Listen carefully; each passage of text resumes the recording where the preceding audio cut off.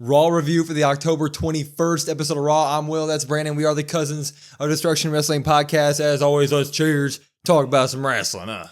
Yeah, last, live stuff from us for a week. I will be on vacation. So we figured why not get some Raw in, get the quick review in here, and then I'll be back next week for Raw. We'll be back on schedule. We have some good stuff planned anyways, pre-recorded. Some of it's going to be wrong due to what happened on Raw tonight, but whatever. Let's get right into it. We'll get into that later, I guess. Anyway, Raw starts out hot, so they always do those little video captures of the superstars walking into the stadium. Well, they go one by one, and Mr. Seth or Bronson Reed's walking in. In the background, you see a wild man, Seth Rollins, sprinting up behind him, and you're like, oh no, here we go. And that happens. Seth Rollins attacks the hell out of Bronson Reed right away. Bronson Reed had his luggage, and he picked up his luggage and started hitting him with it. And when security and Adam Pearce got involved, Seth Rollins just kind of shimmied away from everybody and ran to the ring. Started off Monday Night Raw. Yeah. Didn't even let the crowd sing. Nah, he said, cut the music. Cut the music. Down to business. Cut the music. Right down to business. He heads to he calls out Bronson Reed right now.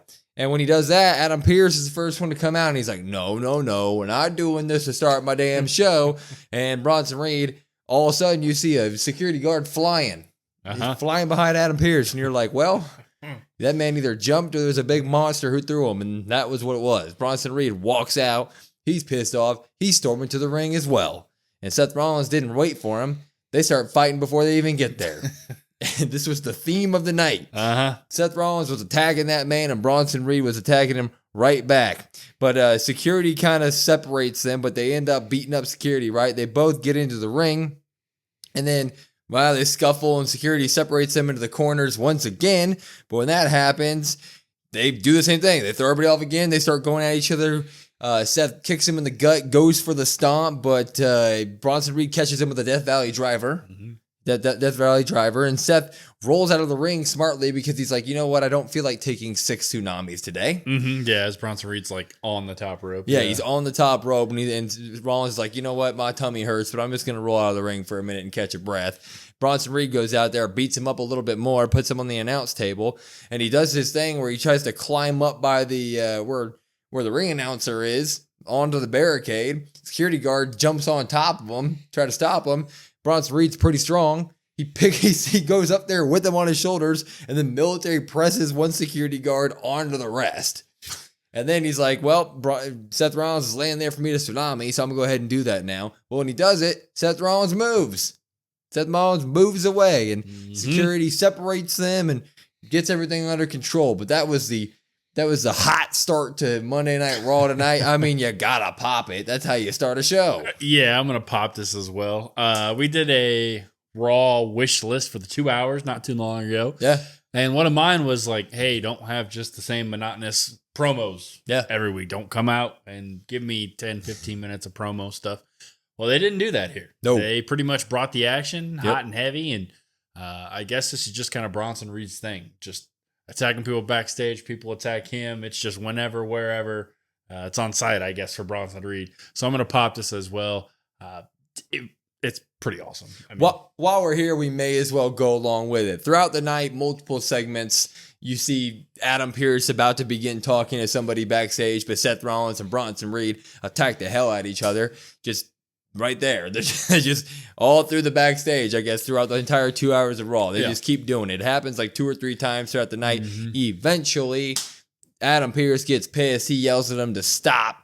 You want what you want? Well, I'll give you what you want. At Crown Jewel, we are going to get Seth Rollins versus Bronson Reed. And I couldn't be more excited because Bronson Reed's finally getting that singles action against a top star. A great place to prove it on a PLE, not a blow-off match on Raw. This is going to be good stuff. I expect Seth Rollins to win it, but I bet Bronson Reed looks really good throughout it. Yeah, I agree pretty much with that. I think Rollins is going to get the win. I think Bronson's going to kind of showcase some skills that people maybe haven't seen, Bronson Reed a ton. Unless you watch pretty much every Raw, maybe you missed it because he's not really on PLEs. Yeah. So I agree with that. I'm going to hope that this is kind of like the first one. I hope it's not just like a one-off. I hope they do it a couple of times. But I guess we'll see with that. That's more maybe just like a hope. Yeah, no, I hope they go a couple, and I hope Bronson Reed, if they do end up going a couple, hell, give them the one at Crown Jewel. You gotta have Bronson Reed establish himself with some wins here, some clean wins here, and a destructive win over Seth Rollins at Crown Jewel would be a big deal. But Seth Rollins hasn't gotten a win in a while, especially at a PLE. So yeah, it's Seth Rollins. I mean, he needs to win too. He got to win too. Yeah. Not enough wins to go around for everybody. No. Damage Control, though, they were also being interviewed backstage. They're being interviewed about their NXT match this week because they are facing the Meta Girls on NXT. That will be a banger, I'm sure.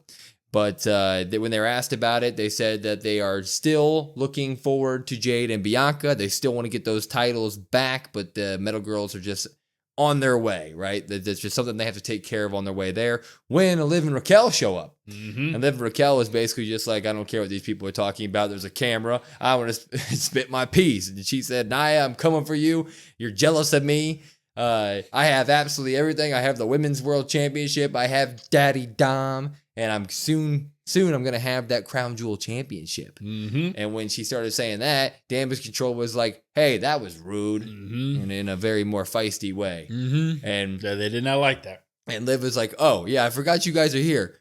Oh, and if you keep talking, we're just going to come take those tag team titles anyway because we're former tag team champions too, and we can beat you up.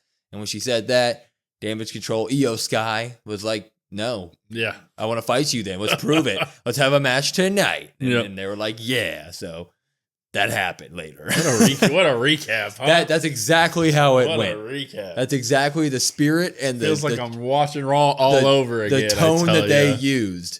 I can't do the whole Io Sky Japanese tone. I can't do it. I'm not good at it. But before the first match of the night, we had a change up. Yes, we did. Samantha Irvin, today, news broke that she will no longer be the ring announcer for WWE. Mm-hmm. All wished very well to her. She was very great. People absolutely loved her. This was out of nowhere, at least I didn't say anything about it. But one bright note is Lillian Garcia is back as ring announcer for WWE, and it was her first night, and she was calling this match. Yes.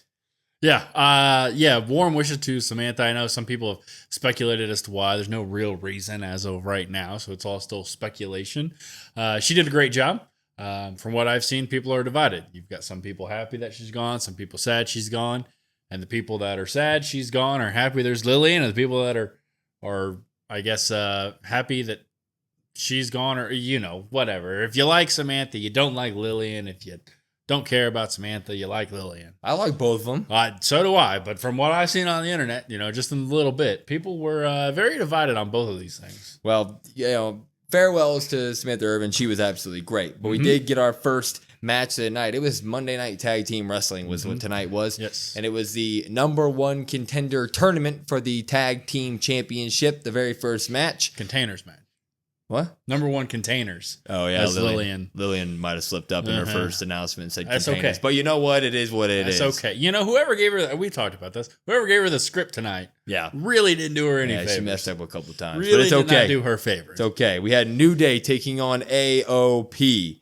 And this whole thing was shadowed with Karrion Kross is still trying to play mind games on Xavier Woods. So no matter how good New Day was doing, Kofi Kingston kind of carried the majority of the offense for them throughout this match. But there were multiple times throughout the match where Xavier Woods would end up on the outside of the ring. And because Karrion Kross was just a spectator watching AOP, he would always kind of give mind games, start shooting information and stuff into Xavier Woods' brain on the outside. When the camera cuts, The Miz is dressed in full black. He's out there as well. Karrion Kross walks up to him. They must be working together now. Yep. They're just hanging out on the announce table together. Yeah, hanging out. He's in full black. Looking real good, honestly. But anyway, Kofi would get hot throughout the match, but Razor would reverse the Trouble in Paradise, and this would lead to them both laying in the middle of the ring. On the mat, Xavier Woods is outside. He's laying on the mat. Everybody's taken out here when a Wild R-Truth appears. R-Truth jumps the barricade. He starts attacking The Miz. He hasn't forgotten. He's not just leaving. R-Truth is a smart man. Can't just attack him and be done with it. And he got the win over The Miz last week. So, he's the man. But he starts absolutely attacking R-Truth. And when he's doing this, Razor in the ring walks over to the rope to be like, Miz, are you good? Is everybody okay on the outside of the ring here? And when that happens, Kofi Kingston rolls up Razor. 1, 2, 3. The New Day win and they move on, but they don't stick around. Good old R-Truth just helped them win a match. But Xavier Woods and Kofi Kingston, they take off to the stage, but that leaves R-Truth in the ring with a bunch of people who don't like him. Mm-hmm. And those bunch of people who don't like him attack the hell out of him. Yeah, they showed they did not like him. They beat the hell out of that man. Mm-hmm. And the entire time they're beating the hell out of that man, Kofi's on the stage like, are we not going to go help him? Like, let's go help him. And Xavier Woods is like, nah, he knew what he was getting himself into. He knew it. He knew he was getting wrong. I mean, kind of, but that's his boy. That's their boy. Yeah, I'm just saying. I see both sides, you know. I see one to help him, and I see Woods being like, no, that's not our problem. Well, don't worry. Xavier Woods and Kofi Kingston didn't help him, but they got help. R-Truth got help. When? Been a while since I've done that. Lights go out. Piano starts to play. The crowd has all their fireflies out on their phones, and smoke fills the arena. Lights come on, and the Wyatt Six are back, and they've surrounded the ring, and Nikki Cross starts the attack when she attacks Scarlett, and then they all just attack. They beat the hell out of them. Wyatt Six destroying everybody. They go to the outside of the ring, and they start throwing guys over the barricade, and they use Dexter Lumis as a powerbomb and as a weapon and throw him into him. And they chase AOP and the Final Testament off, but the only person who's not getting hit in the ring are Paul Ellering, because we assume that man can't get hit. Yep. And then The Miz. Yep. And The Miz is sitting there, and he looks around. The ring's clear now because everybody left and getting chased out of the arena. And he starts to smile, and he gets up, and he fixes his jacket and his suit. But what do you see behind him?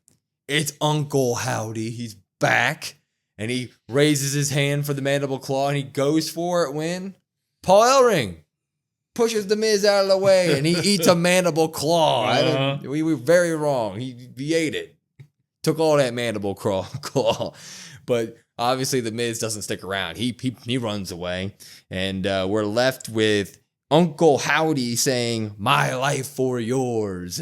And they're back though. Wyatt Six are officially back. They're coming after Karrion Kross and The Miz. Maybe Xavier Woods down the line. But the match itself, not much to write home about, but the segment as a whole with the Wyatt Six stuff, that's great. It's so great to see them back. I'm popping it. Yeah, I'm going to pop this as well. Yeah, the match itself didn't really care for. Yeah. There wasn't anything to really write home about, even with like the Woods Kofi teasing breakup thing. Yeah. Not a whole lot there. Yeah. The only thing that was teased was the help with R-Truth, you know? Yep. The disagreement there. As for the Wyatt Six coming back, we talked about how Scarlett has gotten some more time at like some house shows, so maybe she's gotten a little bit better in the ring. And then, I mean, it's faction versus faction. I mean, you got The Miz on the one side now. The Miz can maybe be a little bit of like the mouthpiece for Karrion Kross. As much as Karrion Kross probably wants to take that, I say they give it to The Miz. Oh, yeah. Why not? Oh, yeah. It'd be so good. And the Wyatt stuff, I mean, this is fantastic stuff. And you write Paul Ellering off with the mandible claw. So, like, now the sides are evened up. Now Paul didn't have to worry about anything. He can go enjoy his time off or whatever and sign me up. Yeah, and it's like officially a faction versus faction now as well. Like, I know we had American Made, and that was also a faction. But when Chad Gable was getting attacked at the beginning by the Wyatt Six, it was him just on the way out of the Alpha Academy. And so he was kind of getting bullied by the Wyatt Six, if you want to look at it from a numbers game.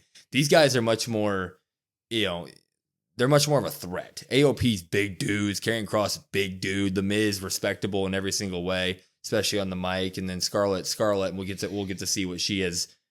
She's put the work in the live events. Hopefully she lives up to that hype. But it's going to be interesting to see how they play this, because I think that this faction may be the first to maybe Wyatt Six doesn't get the advantage 1 week, right?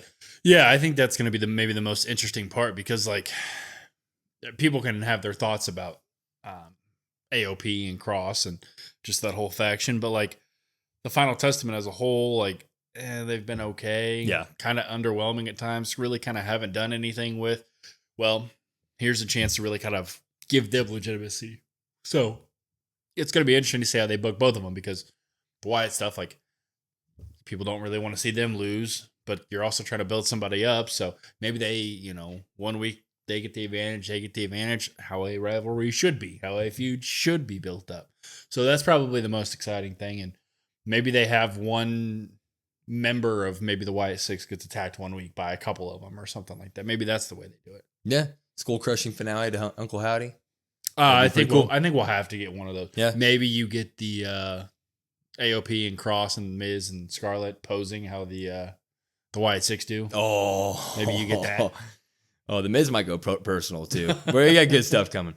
Anyway, Kathy Kelly, she had a big night too backstage. A lot of interviews tonight. Her first was Mr. Jey Uso, who said that he has no love for his brothers in the city of brotherly love, Philadelphia. That's where they were at. He goes, "It is what it is, though. Tonight's all about my IC title. I promise I will still be champ at the end of the night. Yeet." When we get a Raquel Rodriguez promo video, and in this video, she kind of explained her reasoning for being here. She says that she did not forget that Rhea cost them their tag team championships back when Liv and Raquel were originally tag team champions, and she doesn't forget that Rhea broke Liv's arm, or not broke their arm, but injured her arm. And she said that you only rose to the top because I was gone. I'm going to end all of this. More on that later. We would get our match, though, with her. It was Damage Control taking on Liv and Raquel, but the Meta Girls were at ringside, kind of like where they were at SmackDown, right outside the barricade. Yep. And front row. Got tickets. Looking good. Anyway, right away, Liv would get beat up by EO, and she would just scurry to the corner and tag in Raquel. And I was like, well, here we go. We're going to get Raquel. She's gonna do her thing today. She's gonna prove her worth. And she got in the ring, and EO gave her this look of like, oh wow, what am I supposed to do with this size? And then she had no problem beating up Raquel for a couple minutes. Yeah, there was a few minute stretch where Damage Control was having their way with Raquel. Damage Control is small. They're very fast and they're very athletic. And Raquel was playing the I'm Big Giant girl. And it was hard to catch them for a little bit, which is understandable. And EO and Kyrie are tag team previous tag champions. EO is a former world champion. Like you can't just have Raquel walk in and squash them. I understand. But I was getting real worried in this match until about halfway through. She does do a double clothesline to both EO and Kyrie, and then she starts being the dominating factor that we wanted her to be. But another problem happens when Raquel ends up needing to tag in Liv. Liv comes in. She gets her ass whooped for a lot of it. EO Sky gets the absolute best of her for a while. Missile drop kicks, all the classic EO Sky stuff. When we find ourselves on the outside of the ring, and EO runs off the apron, missile drop kick off the apron to Liv, sends her right into the barricade when she starts talking smack to the Meta Girls. She didn't learn a lesson from last SmackDown, I guess. Yeah, from last Raw or SmackDown, or every time the Meta Girls are there, they're going to interfere. Meta Girls, they don't play that. Can't just talk smack to their face. They going to smack you. What happened? They smacked them. But this time they get caught. And ding, ding, Damage Control wins via disqualification, I guess. But Meta Girls go into the ring, where they throw EO and Kyrie Sane into the ring, where they do the Sugar Rush from Jakara Jackson and the Lash extensions from Lash Legend. Their finisher moves, they do them at the same time. A double takedown there. Boom, boom. But that's not enough. Yeah, it's not over. There's more. Hey, ladies and gentlemen, you sit down. You sit down. It ain't over yet. They roll out of the ring, meaning Kyrie and EO. They're done for the night. Owie, owie, owie. When Liv and Raquel, they square up because they're mad about something. Yeah, mad that they cost them the match, I assume. I guess so. They're mad. Why'd you do that? They get a good stare down with the Meta Girls, and this is my brutality. Rhea's music hits. And Liv kind of just stands there. They're both like, God, this again is kind of what you know, and then everybody at home was feeling the same way. And I didn't say that. But this week, something good happens here. So Rhea starts to storm out of he starts to slowly walk out there, and she's smiling and getting ready. And the Meta Girls are like, you got to deal with that. So they scurry, but they turn around, and Raquel's like, no, you get in the corner. I got this. Yeah, I did like that. And I was like, oh yeah, here we go. Yeah, this is what we do. And then Rhea gets in the ring and headbutts her. I said, oh. But she does eat the headbutt. Right? She did eat it, yeah. She ate it. Yeah, she kind of no-sold it. She kind of did like a, ooh, you know? But she would then throw, Rhea would go for it, for the headbutt. She'd hit her, throws Rhea, but then So Raquel would throw Rhea. Sorry, I'm stuttering all over the place here. Mm-hmm. Raquel would kind of throw Rhea away. I think people are used to that by now. Yeah, me stuttering. She'd throw Rhea away and then go for a clothesline, but Rhea would drop the top rope and big old Raquel would fall over the top rope. Yep. And when she did that, Rhea kind of started to scurry off, but Rhea grabbed Liv by the back of the hair, pulled her into the ring. Yep. And we're like, oh no, this is not going to be good. But they started to attack each other. Liv would go for a code breaker, but Rhea would spawn with a high knee, and then she would basically just start to beat up on Liv. But when this happens, Raquel gets on the apron, and Raquel makes a statement and dominates Rhea. Absolutely not. Rhea just walks over and drop kicks her off the apron. Uh-huh. Liv was not done. She would attack again from behind. She would then get headbutt from Rhea again because Rhea was spamming headbutt tonight. Square. She was jamming square and headbutting everybody. She would pick up Liv and go for the Riptide, but Chivalry is not dead. And Mr. Dominic Mysterio was there to save the day. Pulls Liv over the top rope, saves her, but... And then they all start beating up Rhea Ripley. And everything is good. Hell no. Rhea pulls Dom into the ring. And she puts freaking Dom into the prison trap. Yeah. And he's tapping. He's yelling to stop until Liv and Raquel grab him by the arms and pull him away from Rhea. Oh, Lord. So this whole thing ends with Rhea dominating Raquel, dominating Liv, and dominating Dom. Yeah, I think Liv got a code breaker in at one point. It was responded with a high knee. Yeah. Basically, it was like shrugged off. And just kind of like, I'm okay, you know? Dude, I can't find any reason to keep on supporting that. I mean, I get it. Rhea is one of the most intimidating women that have ever stepped foot in the ring, and she has all the skill in the world to back it up. But this booking is absolutely insane. How am I supposed to care about this story at all? Is if we're 3 weeks out from Bad Blood, and every time Rhea comes up against her equalizer, Raquel, it's just light work. She just done. And on top of that, I'll beat up the world champion. And on top of that, I'll beat up the world champion's boyfriend. Drop. So as for the match, I'm gonna go this way. I'm gonna talk about the match itself. Oh, go for it. The match itself was fine. It was nothing great. That's about all I'm gonna say about the match.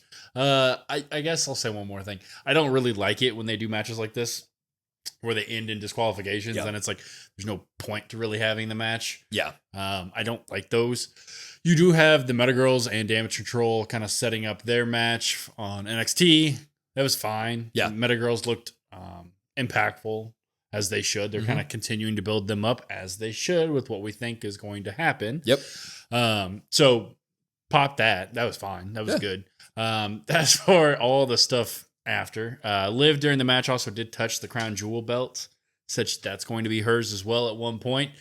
So it probably means she's not winning. But who knows? Just my guess. Usually when you touch that, you're not, and you say, I'm going to win this.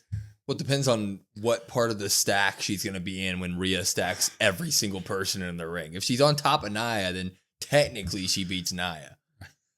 I guess so. As for the Rhea Ripley stuff, I mean, we like to make our jokes. We like to have fun and call her Rhea Hogan and all this stuff. And she's worse than Sami Zayn ever really was. Yeah. But this is bad. I mean, this is like borderline unwatchable. Like, it's really tough. Like the Raquel Rodriguez, you just had her cut a promo earlier in the night. This is my reason for why I'm here. Even at one point, she's like, somebody give me Rhea Ripley. I guess it was right after this. I'm going to destroy her, blah, blah, blah, blah. But it's like, yeah, but you're not. Because she destroys you every time. Every time. As for the Liv stuff, like, whenever that next match is, it's like, well, I'm going to pick Rhea. Even if it makes sense for Liv to win and all signs point towards Liv, with how they've been booking Rhea, well, Rhea's going to destroy her. And then Rhea just destroys Dom. Everybody. Like everybody. There wasn't a second in I can't stress it enough. If you didn't watch and you're watching us for your recap, there wasn't 10 seconds while Rhea was out there where she didn't have the advantage. Yeah, well, yeah, like I said, there was that one code breaker. Yeah, and that was immediate. It was like Liv got one move off. Yeah, and that was it. She didn't even hurt her. She just got the move off. She didn't sell it. She took a code breaker and immediately followed it up with a high knee. Like you're supposed to be selling me like, what's the point of bringing in Raquel? What's the point? That's kind of where I'm at. Is there really was no point to have Raquel come in because I'm going a little bit more of a tangent. I like Raquel, but like if you're gonna bring her into these high stakes situations with the two top women's talent on Raw by far, by a mile, the two top women's talents, and probably two of the top 5 talents in all the WWE in terms of women's wrestlers. Like you have to have her you have to have that story arc for her be the equalizer for Rhea and make her look dominant just for us to care, because if you don't, her in-ring work by itself isn't good enough for us to stick along with it. Like Raquel tonight during the match, she carried a lot of the offensive load for this match, and it wasn't very impressive. And I'm okay with that if you're just going to be a powerhouse that does powerhouse moves and is strong. Like I get that type of character, but if you can't be the powerhouse against the other powerhouse you're supposed to be a powerhouse against, and you're also not putting on great in-ring performances when you're away from that powerhouse, then like this isn't a match. Yeah. Like what, I'm not going to care. Yeah. So, yeah. But yeah, I couldn't have said it better myself. I mean, there's just no reason for Raquel to be there right now. Right. And not only does like Rhea's just how she's booked saturate the story. Yep. Hurts her, hurts Liv, hurts Dom. It hurts Raquel because it's like you could have, if this was how Raquel was going to be booked, you could have just kept her off screen and she could have done something else. Or you pair her with some other, pair her with a Dakota Kai and a comeback. And then, that's what I mean. You literally could have had her just do something else. Yeah. And because now, like going with her character going forward, it's like, oh, well, I'm not going to take you seriously because you get destroyed every time you're on TV. Right. So it's really tough. I agree. Last little part of the Judgment Day stuff tonight, though. They have their Judgment Day little headquarters back. It's looking nice. Mm-hmm. And Liv and Dom walk in there, and Raquel's pissed. She's asking for Rhea. You already went into that. Mm-hmm. But Liv is like, okay, everybody calm down. I need to focus on Nia now. JD and Finn, focus on your titles. Make sure everything's good. And Finn's like, I'm not worried about my titles. We can keep them whenever. I'm worried about Priest going back after Gunther. He may win that championship again. And Dom says, well, what do you mean? What if I go and beat Gunther for the world championship?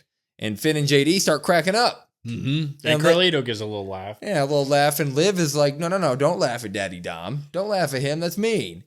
And Liv's like, you're going to make me angry. And when she says this, Raquel steps in and starts talking again. And Raquel ends up looking at Carlito like, what are you doing here? And Carlito goes, you know what? I'm the fixer. And I'm going to fix everything here. And Raquel's like, how are you going to fix anything here? And he goes, I'm gonna get Dom a title match. Mm-hmm. I'm gonna go talk to Pierce. And he ends up doing that. And when he goes to Pierce, Adam Pierce is like, what are you doing here, Carlito? And Carlito's like, well, I have the perfect guy for Gunther, Dom Mysterio. And Adam Pierce starts laughing. Everybody's so mean to Dom. So mean.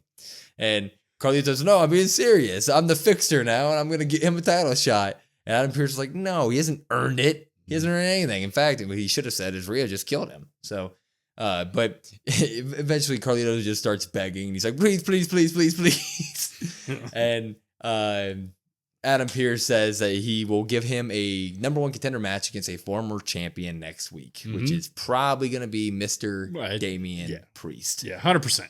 100% going to be Priest. Okay, but let's break that down, though, because there are... The Judgment Day stuff? Yeah. We can break it down. Well, no, I mean... It's going to be interesting. The Damian versus Dom match could get interesting with Judgment Day involvement. Yeah, I mean, it could. It's also kind of, I don't know, like a telling sign to me that, like, I've been a big proponent of, I think that this is going to implode, and I think Dom might be on the outskirts looking in at the end of the day. And I think tonight was maybe the first little bit we saw of that, because you had Carlito and JD and Finn all laugh at him, and Dom's like, no, I'm a serious competitor. And he's looking at Carlito like, why'd you laugh? And Carlito's like, oh, no, it was JD that laughed. And Dom's like, no, I heard you laugh. So everybody's against Dom. Yeah. So while you're not wrong, it could get really interesting. And they might do it for the Judgment Day. They might interfere with it. But I think we're starting to see that Dom's going to be on the outside looking in. Yeah. That's probably the biggest takeaway for me. That could happen. But I also think that, like, if you want to do something more immediate here, that would be unexpected. If you want to continue Finn Damian, why not have Finn actually succeed in screwing over Damian in this match? Dom does get a world title shot, and then you just have Damian and Finn go fight, singles action, nothing on the line, and then you get one PLE where Dom gets to fight Gunther, or one Raw where Dom gets to fight Gunther for the world championship. Now, will somebody come screw him out of it? Sure, but at least you're putting Dominic Mysterio in that sort of light. Yeah. Yeah, to put Dom in that, like we've said it for quite some time, like you've got to start establishing him and giving him some credible stuff. So even if it is a number one contenders match that he wins based off of interference, like that would be the way that I would go. I think that you keep talking about, not saying you, but I guess WWE keeps talking about like Priest contending for that title. I personally don't want to see that. I think that him versus Finn would be kind of more impactful to me, even though I'm also on the fence about that. I'm also kind of already out on that because of what we saw last time. But you got to start giving Dom some stuff, because at the end of the day, like this Judgment Day stuff is going to end, and what's Dom going to be, you have to build him up, because admittedly throughout his time in the Judgment Day, he's a little bit better than Carlito in terms of like accomplishments, but you could say JD McDonough has accomplished more while in the Judgment Day than Dom. And so you have to start giving Dom some stuff. That'd be perfect. Yeah, you can just have him just lose. That's no big deal. Yeah. But you could sign me up for that. Oh, 100%. Dom versus Gunther would be a great match no matter what. Mm-hmm. We will move on, though, to our second match of the night. We do have the number one contender tag team tournament continuation. We got Rey Mysterio and Dragon Lee taking on American Made with Chad Gable and Ivy Nile on the outside. And this was a tale of two halves. First half of the match, Dragon Lee and Rey Mysterio going absolutely berserk. Mm-hmm. Dragon Lee is fantastic, and Rey Mysterio has his complimenting side piece during the tag team matches. Holy hell, can they go? Rey Mysterio is going to wrestle till he's 90. Second half of the match, all American Made. So it's a lot of Brutus, a lot of Julius. Those guys are absolutely insane, but it's the opposite. They're not, they are athletic as hell, but they're not high-flying craziness, right? No, it's big old strength. Look at this display of strength here. Julius is, he's a big dude, obviously, but he doesn't look like he has the strength of Brock Lesnar while looking like, Seth Rollins. Like it's absolutely. Yeah, he's a little bit taller, obviously, but good God. He just, I don't know how you do some of that stuff. You know what I mean? Absolutely insane. Just absolutely insane. We would get the double moonsaults for them, so I kind of do lie. They do a little bit of acrobatic stuff, but it's phenomenal. But we do get two halves of here. Both sides got their 15 seconds of fame.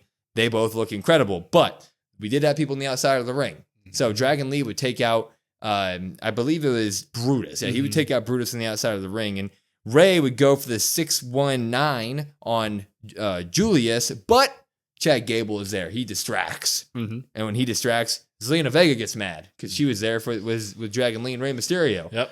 And when Zelina Vega gets mad, Ivy Nile has to step up to the plate. But Ivy Nile ain't got nothing for Zelina Vega. Hurricane Rana takes one Hurricane Rana, takes her out. And she looks at Chad Gable and gives him the no Mutombo. When that happens, Ray does end up getting a 619 on Julius, which was followed up by a big old top rope splash from Dragon Lee. 1, 2, 3. Rey Mysterio and Dragon Lee win. They will move on in the tournament to take on New Day and the War Raiders, Viking War Raiders, whatever their name are now, for the number one contender. So that triple threat is set for the tag team championships. I'm going to pop this match. It was fantastic. I'm a little bit hesitant on where the direction for American Made is going, but this was great. Yeah, I guess as for your American Made part, I'm just assuming WWE is like, hey, Chad Gable went through all those losses, and Chad Gable did a great job. Chad Gable still became really interesting. Let's see him do it again. I'm sure that's... Want to see me do it again? Yeah, I'm sure that's probably what they're thinking, because if not, I don't really know where they go here. Maybe they go back another feud with Alpha Academy. I know they had, like, when they were walking in, they walked by Otis and stared at Otis and stuff, so maybe that's where. As for the match itself, Pop, this is good stuff. Two, like you said, tale of two different styles. You had the strength and athleticism of the Creeds, and then just the high-flying acrobatics of Ray and Dragon Lee, just a million miles an hour, just flying all over the place. I'm going to go out on a limb and say they're probably going to be the ones that take those tag titles off of Over the War Raiders. Yeah, I mean, it's going to be one of those two, right? Yeah. I feel like that's pretty safe to say. Just because LWO and them kind of have some history as is, that would be my reasoning. Plus, like, I don't know, when they come out and they're in their moves and they're really going and going and going, you can hear the crowds really behind them. So I feel like that wouldn't be a bad play. Well, now, the Vikings or what are the War Raiders? War Raiders. Yeah, War Raiders. Like, who knows? I guess we'll see. But that would be my choice to be Rey and Dragon Lee. Yeah, well, I'm with you. If this was a one-on-one, I'd tell you no, War Raiders are losing, but you can pin New Day. So I would agree. I would say that Rey and Dragon Lee do get it and then eventually drop it to the War Raiders via whatever, right? But Dragon Lee as a champ needs to happen. He's amazing. Mm-hmm. We would get a Gunther interview because he got invited to SmackDown last week by Mr. Cody Rhodes, and he graciously accepted this offer, but he also said that Cody Rhodes, bringing up the fact that he's winning this title or trying to win this title for his daughter is unnecessary because he always makes it too personal. He always brings in people around him. He's like, this is business. It's about being the first champion. That's all what it's about. Just being the first champion, that belt. And so, Gunther's all business. Yeah, it's kind of the story they've been telling. Like, obviously, Cody gets personal. I don't know if you know this. Dusty Rhodes was his dad. I don't know if you knew that. Cody does kind of always go the personal route. He's always on the heartstrings.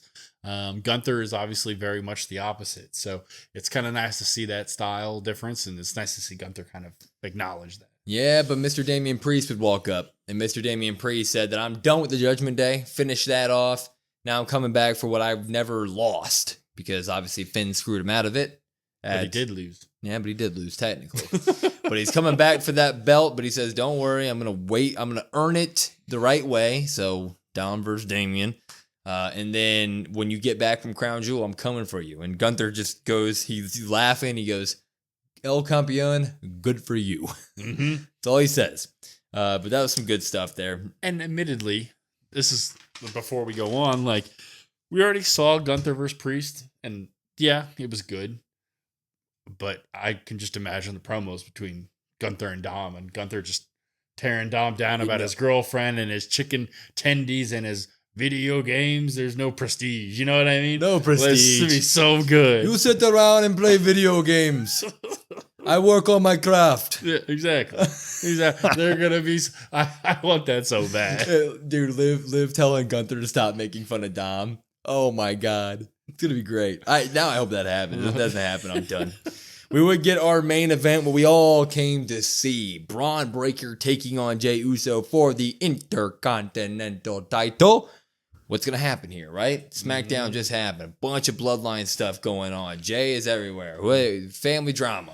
Yep. Family drama. And the match through 2/3 of this was your standard Jey Uso Bron Breakker match. It was kind of, it hit every bullet point, yeah. Every bullet point you that do we've this seen. and then this and then I do this.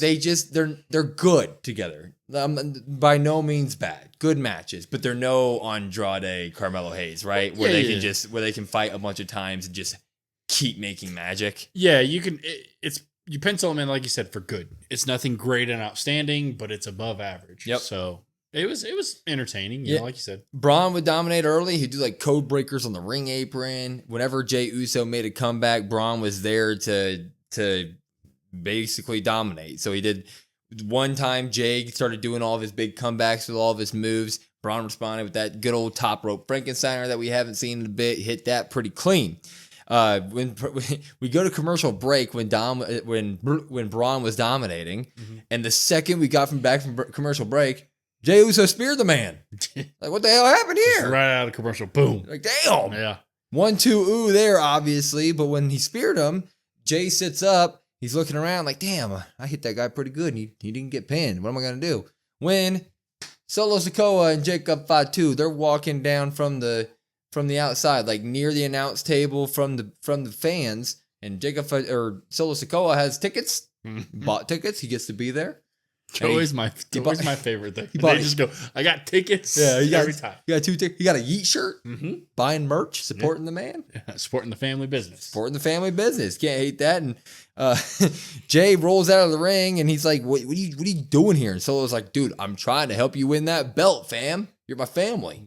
And Jay is like, what? No, you're not. No, you're not. And when he does that, Solo's like, hey, behind you. And Braun's on his way over. And because Solo warned him, Jay turns around and starts beating up Bron Breakker. And I'm like, oh, we're getting spicy here. Yeah.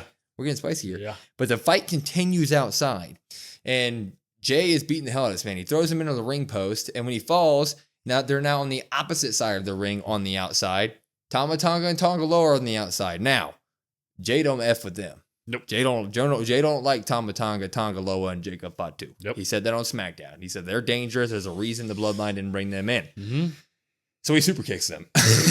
Yeah, bam. Super kicks their socks off. And when that happens, Solo, who bought tickets, jumped the barricade. Arrest that man. Yeah, he's like, what are you doing? That's illegal. Well, I mean, Tama Tonga and Tonga Loa didn't buy tickets. Yeah, that's true. Arrest them too. Yep. And at this point, the ref should have been at about 18. Yeah, by the way, no outside the ring count. The ref. Hey, Rhea Ripley must have spoke to the ref beforehand because Rhea, I got to go deal with this. Yeah, you deserve that. Oh, it was that ref. Yeah. I think his name's Dan. Yeah. It was Dan's fault. Anyway, he super kicks both of them and Solo jumps the barricade. He's like, what are you doing? We're here to help you. And Jay's like, I don't like these guys, basically. You're not here to help me. And when he's talking to Solo, Bron Breakker, he's coming to do his around the ring spear. And Solo Sikoa pushes Jay out of the way and he eats it for him. Solo Sikoa. Yeah. What the hell? Yeah. Yeah. And at this point, though, Bron Breakker just hit Fatu's tribal chief. You just speared the tribal chief. Yep. And now Fatu's getting involved. And the crowd's barking because Fatu walks over to Bron and they go face to face. And the crowd is going insane. Yeah. The crowd is losing their mind. So that's something that we need to see. But Jay he didn't get hit. So he rolled into the ring. He now comes diving out of the ring. Suicide dive. He takes out both of them, Fatu and Bron. Because again, he doesn't like Fatu. And he's facing Bron in this freaking match.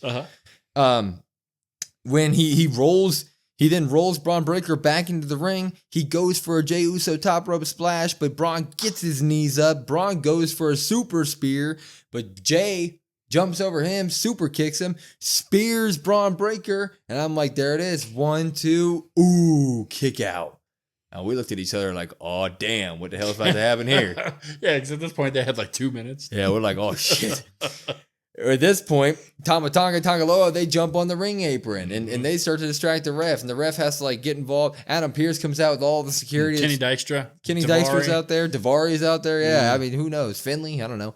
But everybody's out there. The ref has to get out of the ring to deal with all this nonsense going on. And while the ref is dealing with all this nonsense going on, Jay looks at Bron, who's still on the outside of the ring. And Jay lines up to do the Bron Breakker spear. And when Jay goes to do the Bron Breakker spear, Fatu super kicks Jay. I mean, this stuff is golden. And as he super kicks Jay, you see Solo in the background. Like Solo threw his hands up. Yeah, Solo's like, damn it. Damn it. Solo's like, what the hell? And Fatu picks up Jay on his shoulders. Samoan drop onto the top of the announce table. Bron Breakker rolls Jey Uso into the ring. Does his running the rope super spear. 1, 2, 3. Jey Uso's Intercontinental title reign has been ended by Bron Breakker at the hands of Fatu and Solo and the Bloodline 2.0.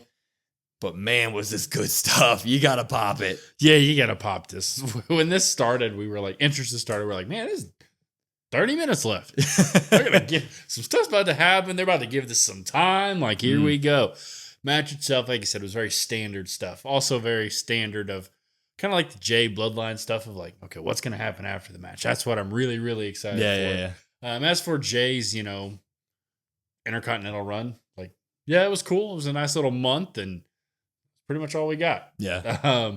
As we talk in a video upcoming, I guess our predictions were a little off, I guess.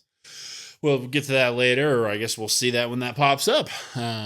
As for like the Solo and Fatu developments, like you have Fatu versus Bron Breakker that like I didn't know I wanted until now it's there, and I'm like, oh, okay, yeah, I want that. Oh yeah. And then you have the Bloodline 2.0 kind of like disobeying Solo in a sense, like Solo can't really control them. They're out on their own, which Jay said they were crazy, they were wild. Why did you bring them in here? They can't be controlled. Solo sees that firsthand. Solo helps Jey, does his best to try to help Jey. Like, there's so many different elements to this that you're like, oh, this is really good. Yeah. And Jey may not be able to be with the Bloodline 2.0 because he doesn't trust Fatu, Tamatanga, Tangaloa. But I would say after tonight, he can at least trust Solo. Yeah, that's going to be the argument. The argument here with Jey is going to be, okay, Solo, I saw that you took a spear for me. You were there to help me try to keep my title, but these guys are too crazy for me to join you. So you're going to have to make a decision here in order for me to join you. If you want these guys around, I ain't going to be here. But as for his title reign, damn it. You know what I mean? Yeah. We always say that we're all for bouncing the titles back and forth. We don't see it very much, but it just feels like Jey is so over, and he might have deserved a little bit longer on this one. But Survivor Series is around the corner. Obviously, the Bloodline stuff is now 100% a thing. That man is going to be working double shifts. Yeah. He's going to be on Raw and SmackDown every single week. Well, maybe he just goes to SmackDown. Well, yeah, he lost the IC belt, so maybe now he's not, unless he tries to recruit like Sammy. Yeah. Maybe he's just on SmackDown for a while then. Yeah, I mean, all in all, though, going into SmackDown this week, you're going to have Jey be able to say, okay, Fatu, Tama, and Tonga screwed me out of that belt, but Solo was there to help me keep that belt, and Jimmy and Roman were not there to help me keep the belt. So there's a lot of dialogue there, a lot of discussion, lots to look forward to when it comes to whatever the hell Jey decides to do next. So looking forward to it. There's just so many different elements and so many different ways that this Bloodline stuff could go, and that's what I'm most excited for. Chef's kiss. Anyway, we did have some drops here today on Raw, but overall, a good show. We did end up popping it. Mm-hmm. You, sir, enjoy your vacation to Mr. Hollywood. I will. We do have scheduled content coming out on our normal times this week. A bunch of games and stuff, so hopefully you guys enjoy that. Be looking out for that type of content and comment on those comments or comment on those videos as well, just so we can gauge whether you guys like it or not, and maybe we'll make more of it in the future. Yeah, we just did some different things. Yep. With me being gone for like a week, there's a few videos we had to try to pre-record, and I honestly liked doing those. I thought they were good. Like I said, there is a Jey Uso thing in there, but that is what it is when you got to kind of pre-record some stuff. Yeah. As you said, this Raw was a good Raw. He did tell me right beforehand if PFC was on it, he would have given it a golden pop. Yep. So we were just missing PFC. Just missing the golden pop this week. Maybe next week we'll get it. We'll be back to regularly scheduled Raw reviews and stuff next week. So. Yes, good. I couldn't put it back myself. Follow all of our socials at COD WrestlePod, COD WrestlePod. Listen to our podcast wherever you listen to podcasts, YouTube, Spotify, Apple, etc. We do have a link or a Discord if you want to come talk to us. It's in our link tree in our bio. It has all of our socials. Go ahead and follow all of them. We would greatly appreciate it. I'm Will. That's Brandon. We are the Cousins of Destruction Wrestling Podcast, and we will see you next time.